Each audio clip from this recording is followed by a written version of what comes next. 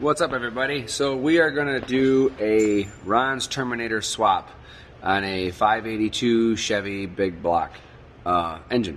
So we're going to flip the camera around and show you. I'm going to take my time and do the entire thing for you guys once and for all and see how it goes. This is our engine, 582 Shafroth, made about 950 horsepower, 900 foot-pounds of torque on 114. It's got a Dominator gas carb on it right now. Biggest issue to switch to alcohol for this one is basically heat. You know, I mean, we'll probably gain about 60 to 70 horsepower, maybe like 80 to 90 foot-pounds of torque. So I should put this thing right around 1,000 horsepower and 950, 980 torque. So should be pretty good. And we're gonna go from this to all this stuff right here. So we got our Ron's throttle body injection, surge tank, pump and belts, go-go juice, fuel regulator, shut off, breathable manifold, turbo injector nozzles, some filters, my airline, and a leak down test. I'm going to do this step by step, so here we go. Okay, so we got the carburetor off this thing. We're going to get ready to, I'm going to actually tap this intake on the engine. So what I did was, I'll show you, I filled the ports with rags and stuff. You need a 21/64 drill bit and then a 1/8 inch NPT 27 tap. So like I said, I got them off. They're packed solid in there. This I'm going to just drill nice and slow. Put a little bit of grease on the end to save the filings. Shove a vacuum in there when I'm all done and clean it out. If an engine is out being disassembled, then obviously the best time to do the intake is then. Now we have a mud bog literally in a couple of days. So just going to take my time, drill this, clean it up really good, and save myself a little bit. So here we go. Okay, so we got them all drilled and tapped. I'm going to show you what this looks like right now. Again, I did this on it. I filled the ports and the entire intake with these rags. This worked pretty good to catch most of it, and a nice small vacuum cleaner to get all the way down in there and clean it up. You know, a lot of these things can be done like this. You just have to take your time. So there we go. Yeah, ready to go. On to the next. All right, so the next thing is we're going to put these injectors into this intake, the nozzles. Here's what I was telling you the other day, okay? Right here is our spray. See right there? Boom. That need, and phone's backwards. This needs to be facing down in the intake to the cylinder. On the back side of that, probably hard for you to see, but there's a O. My camera won't let it, but right there. That's how you know that that is the top. And I'll show you what that looks like in just 1 second. Okay, so when you're putting these injectors in, these nozzles, you'll see how that hose barb is hitting this intake plate right there. Some don't have that shelf, some do. All you have to do is take a, what size is this, 9/32? It's actually 1/4 inch. Take a 1/4 inch ratchet, and this little hose barb right here pops out. You can put it where it needs to be. That O being directly on top means that the nozzle is facing down into the cylinder. And then you can just put this back on where it needs to be. You're going to snug it. We're going to put on all the rest of these real quick. Okay, so now all eight nozzles are in.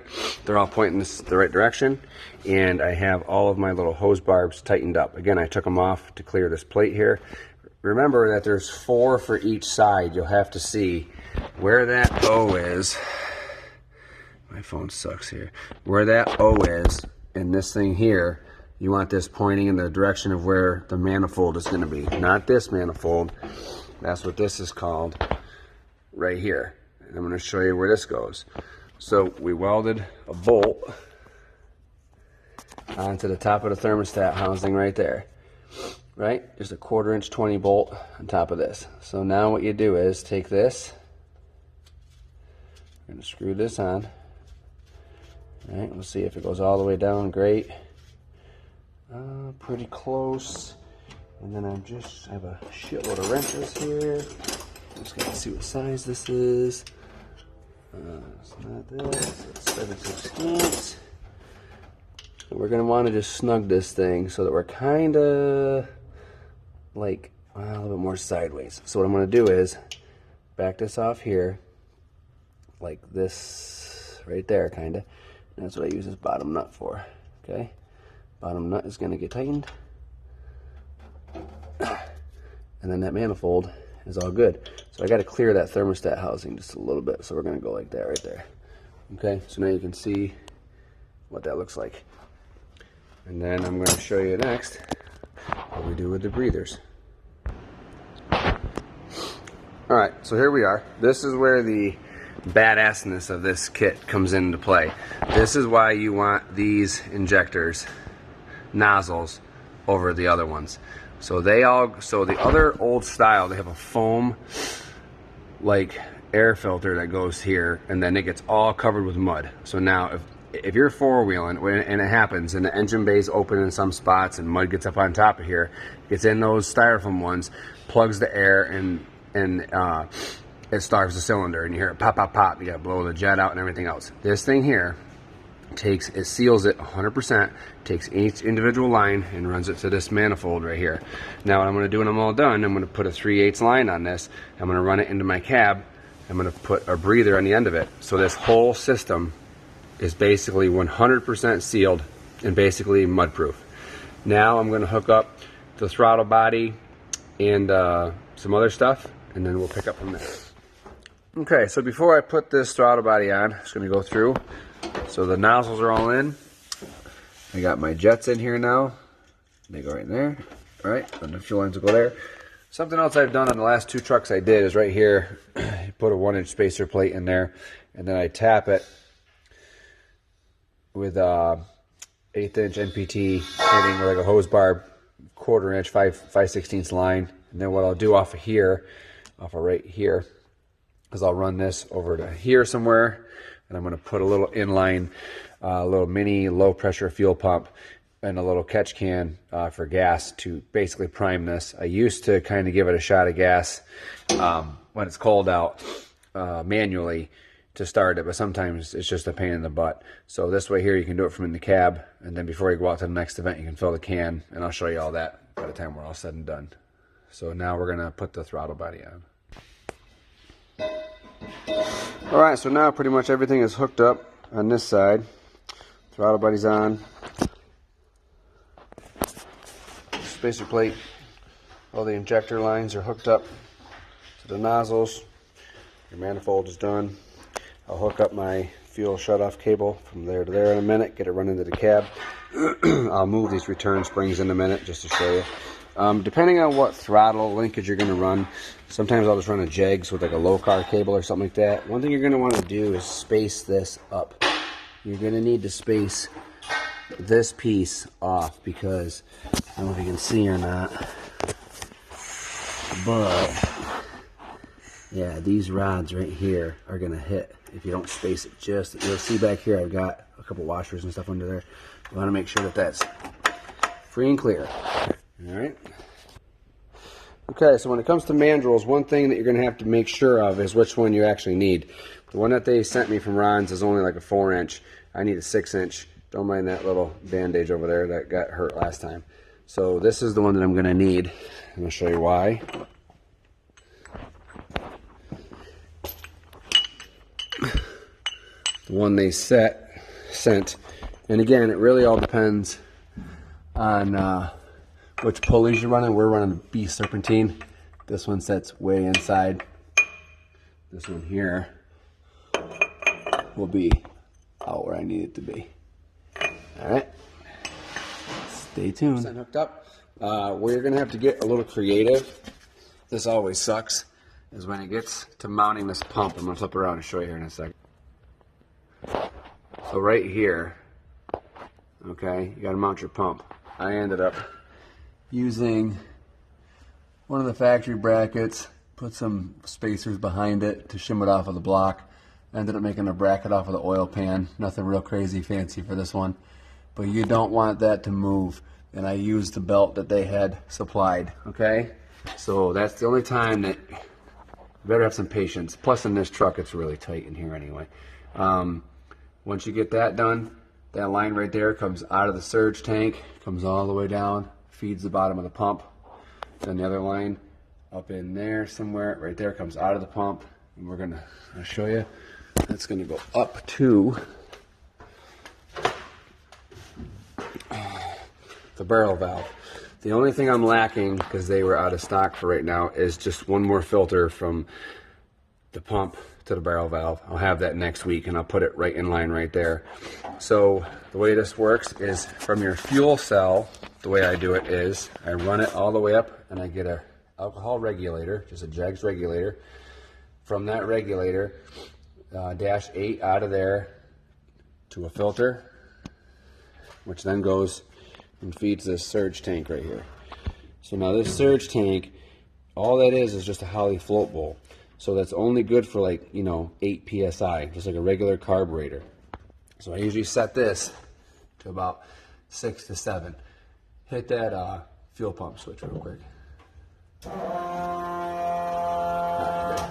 So the only reason it only needs to be that much is because it's just continuously filling this surge tank, which is 1.5 gallons, so that the fuel pump below it never runs out. So you don't need 15 pounds of pressure. Then out of the barrel valve, your return line, one of them goes to the surge tank returns. This one here will go to my fuel cell. That'll be here. Well, right now I just have it going to a catch can. That's my return. And then this one you can either cap right here, or sometimes I'll just put a long hose on it like an overflow. So like if it doesn't get bound, it just pushes it out. But you can just cap it, and it'll actually just return it all to the back of the fuel tank. Everything else is hooked up. We ended up using a transmission shifter cable for the fuel pedal on this with a hot foot. Step on the gas. Yep, works pretty mint. Made some brackets and stuff there. I'm going to plug off my little primer thing I was telling you about before there, because again, mud bog is literally in 2 days, so we're just going to get this little shot of gas to get it started. And yeah, so give me 1 second, and then we're going to try to fire this thing up. Okay. All right, here we go. We're going to try to fire this thing up. I'm going to give it a little shot of gas. We're going to go into the front primaries and the backs a little bit, and fuel pump on. Yeah, and crank it up.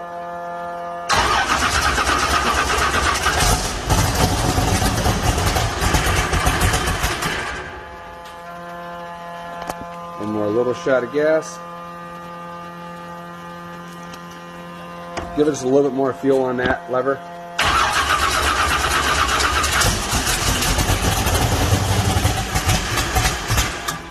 Push that in just a little bit more. Yep, right there. Try it again. Put some stuff there. I'm going to plug off my little primer thing I was telling you about before there, because again, mud bog is literally in 2 days, so we're just going to give this a little shot of gas to get it started. And yeah, so give me 1 second, and then we're going to try to fire this thing up. Okay. All right, here we go. We're going to try to fire this thing up. I'm going to give it a little shot of gas. We're going to go into the front primaries and the backs a little bit, and fuel pump on. Yeah, and crank it up.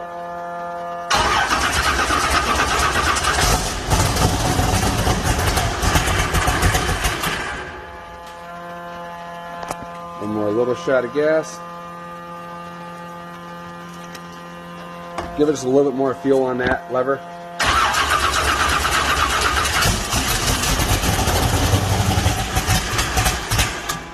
Push that in just a little bit more. Yep, right there. Try it again. All right, hang on. She's just a little cold.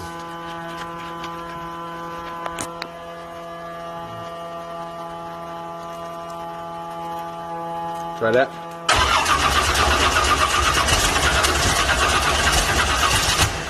Give it a little blast.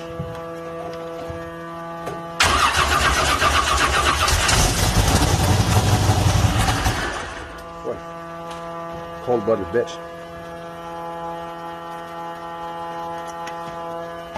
Go ahead.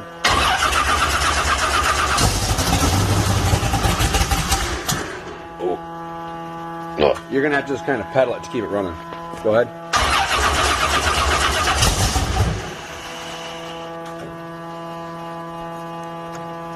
Yep.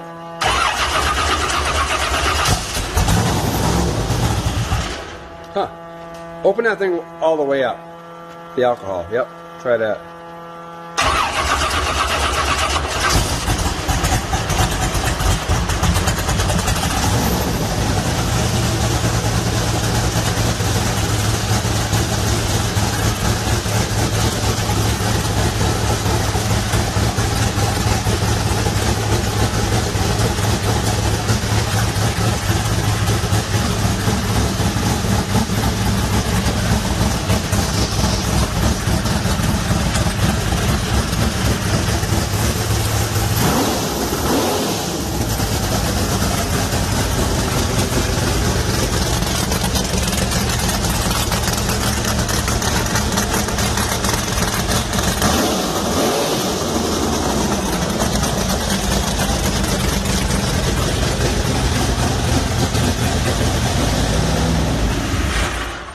Kill the fuel pump? Yep. So now all you do is to kill this thing like he just did, he's going to pull the fuel shut off inside the truck. I'll go in there in a second and show you where that is. And then we're good. The reason it took so long to start, every truck is a little bit different when you build these things. And like my 632, I've only got to have that alcohol in just a little bit to fire. This one here, obviously, it's just got to be all the way in. Right there is where we have his T-handle mounted. And then I'm going to show you guys something else here in just 1 second, so give me 1 second.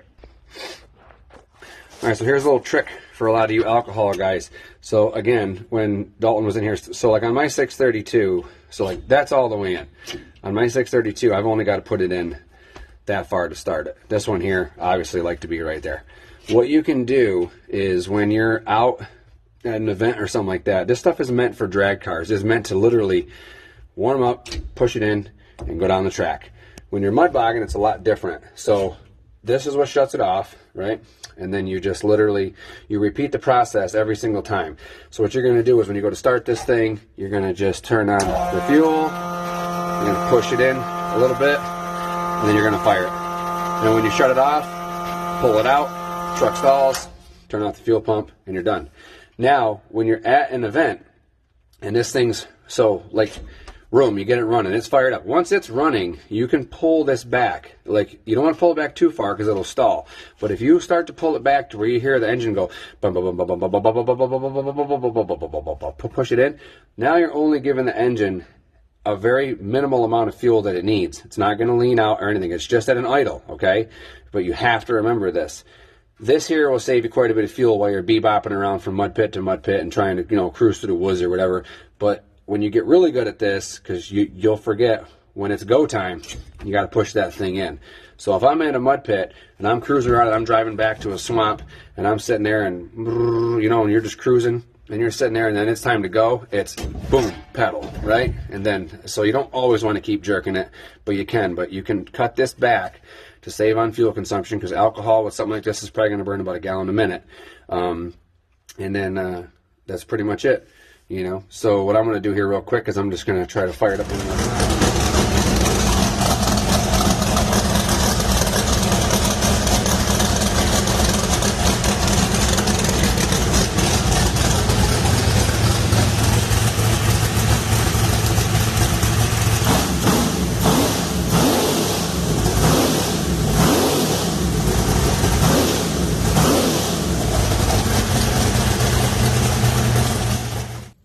Hey, what's up everybody? So it's been about 2 years since I made that video. That video was literally the day before I had actually crashed John's truck at my shop. And I've changed a couple of things, just small things in this kit, and I want to put it all together, get out there and show you two of the things I changed and one thing to check. One of the things I changed was I went with this part number return. Okay, here it all is. And then I put a piece of tape on there, because what I found with mud bogging, mud would seep down in through here, kind of ruin the gasket and the spring on the inside. Again, this line here goes to your gauge that would be in the truck. This one here goes to the my fuel filter that would ultimately go to the surge tank. This is my feed line coming in. This is my return line going back to the tank. All right, hang with me. The other thing is I upgraded to an Airmotive A1000 fuel pump.